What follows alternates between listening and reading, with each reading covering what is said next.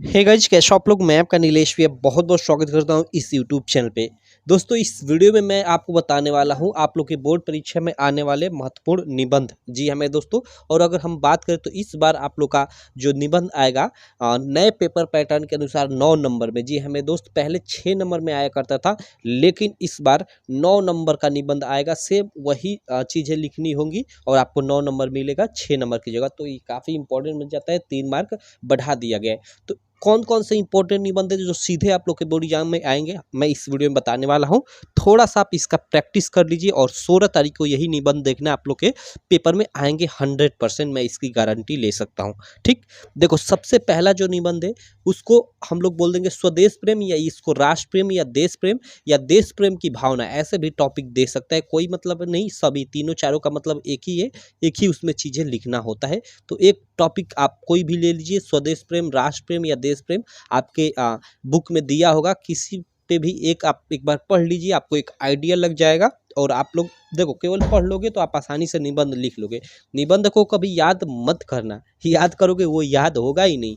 आप निबंध लिखने का मतलब आइडिया अपने आप में लाओ। ऐसा नहीं कि आप याद तो होगा ही नहीं यार, उतना बड़ा बड़ा निबंध कैसे आप याद कर पाओगे। तो आप एक बार घर पे ही लिखने का प्रयास करो और एग्जाम में वो लिख लोगे, मैं जानता हूँ आप लोग लिख लोगे। क्लियर।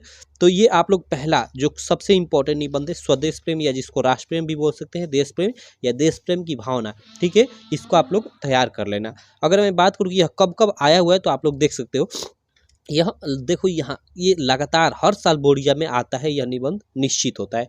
और जो सेकंड है काफ़ी इंपॉर्टेंट है, प्रदूषण की समस्या और समाधान। जी हाँ मेरे दोस्तों, प्रदूषण की समस्या और समाधान, ये देखो ये 2010 से लगातार अब तक आ रहा है, हर बार हर साल आया है आप लोग के एग्जाम में। इसको भी कई प्रकार से पूछ देता है, जैसे टॉपिक देता है प्रदूषण की समस्या और समाधान, या दे देता है पर्यावरण प्रदूषण या प्रदूषण तथा मानव समाज, या पर्यावरण प्रदूषण या प्रदूषण की समस्या। तो लगभग सभी का मतलब एक ही हुआ। एक आप किसी टॉपिक पे जैसे प्रदूषण की समस्या और समाधान पे आप लोगों ने एक बार निबंध पढ़ लिया, तो इसमें से कोई भी टॉपिक दे उसके हिसाब से बनाकर लिख लोगे, कोई दिक्कत नहीं होगी। तो मतलब सेम कहना यही है कि आपका ये सेकंड काफ़ी इंपॉर्टेंट टॉपिक है, ये प्रदूषण की समस्या और समाधान। इसको आप लोग तैयार कर लेना।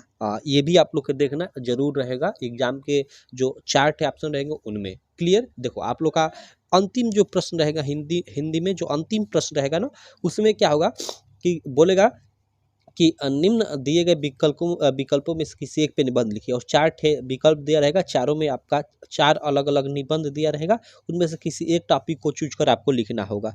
क्लियर। चलो उसके बाद हम लोग देख लेते हैं जो थर्ड काफ़ी इंपॉर्टेंट है, वो क्या है। तो वो आप लोग देख सकते हो, वो है छात्र और अनुशासन, या फिर अनुशासन का महत्व, ठीक है, या नैतिक शिक्षा का महत्व इसको बोल सकते हैं। तो ये भी काफ़ी इंपॉर्टेंट है, इस पर भी आप लोग देख लेना, ये थर्ड काफ़ी इंपॉर्टेंट है। उसके अलावा और भी कुछ इंपॉर्टेंट निबंध है, जैसे आप लोग का जैसे आप लोग का जनसंख्या नियंत्रण पे हो गया, या जनसंख्या वृद्धि की समस्या जिसको बोल सकते हैं, उसके बाद या अलावा यातायात के नियम पे भी आप लोग तैयार कर सकते हो। लेकिन ऊपर जो मैंने 3 बताया ना, वो काफ़ी वेरी वेरी इंपॉर्टेंट है, उन तीनों पे तो आप लोग तैयार ही कर लेना।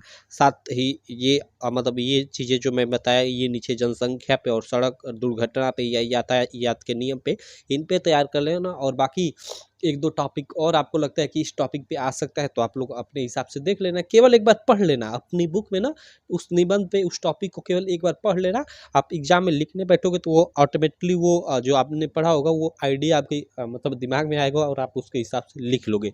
ठीक है। सॉरी, माफ़ करना, थोड़ी मेरी तबीयत खराब है। ओके।